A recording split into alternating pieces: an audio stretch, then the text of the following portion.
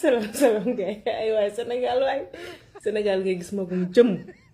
ay karawam yu weex ëpp ay karawam yu ñuul mu taxaw di kàcc rek di kàcc xoolal saa kersa waay bii ëpp na de ñan doon jiñ salafiste ne ay salafiste lan buñ toogee ci réew mi màggal du am gàmm du am nee na ñoo doon xeex tey ndax kii dañu ko damay dem màggal kii ni ko damay def ñu songo ca pale bay xeex wax ji jubut de wax ji jubut wala des na yow président Sonko bu fekkente ni yaa songo président Diomaye di xeex ak moom defoo li la war de déedéet ndax bu dul dara yow président Diomaye yaa toog fii ñépp toog nga ni sa rakk la rakk nag boo ko amee danga koy tane ci lépp moom bu ko xelum xale jàppee ba mu ne doo dem yow tamit xelum mag war laa mën a jàpp nga toog tane ko sax wala nga bañ faa nekk di songonteeg moom di xeex loolu moom dara rafetu ci moom salafis yéen ni woon dun màggali tey ñooy xeex ci daway màggali doo màggali Sénégal neex na nag ma ni yow mi doon raconté xeex ba danga koo fekke wala dañ la koo nettali wala parce que man am na lu leerul ci sama bopp bi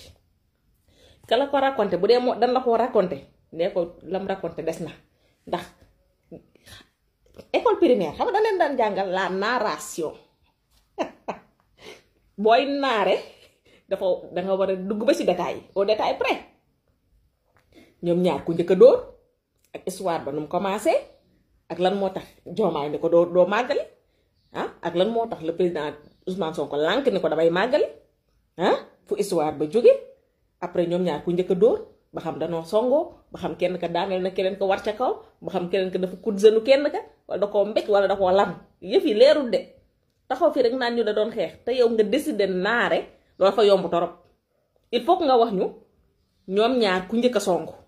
ku njëkk a dóor kan moo man léegi nag président Ousmane yow dimbali ñu rek président Diomaye dafa tuuti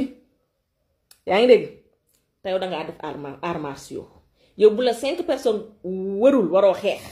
lii mën a gis ci ay vidéo ngay féew fa da nga jëm fa loolu bu la 5 personnes warul waroo xeex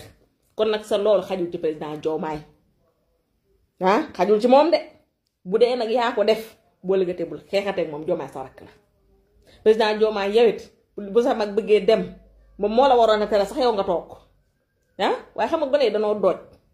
sama yow tamit nga xëy naan doo dem màggal loolu tamit rafet na ba ngeen tee songoo di xeex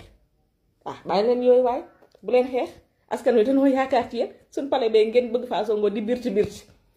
dossier yi di naaw di jaar fii ñuy àtte loolu ëpp na waaye ëpp na ma waxati de xeex bu ma waxati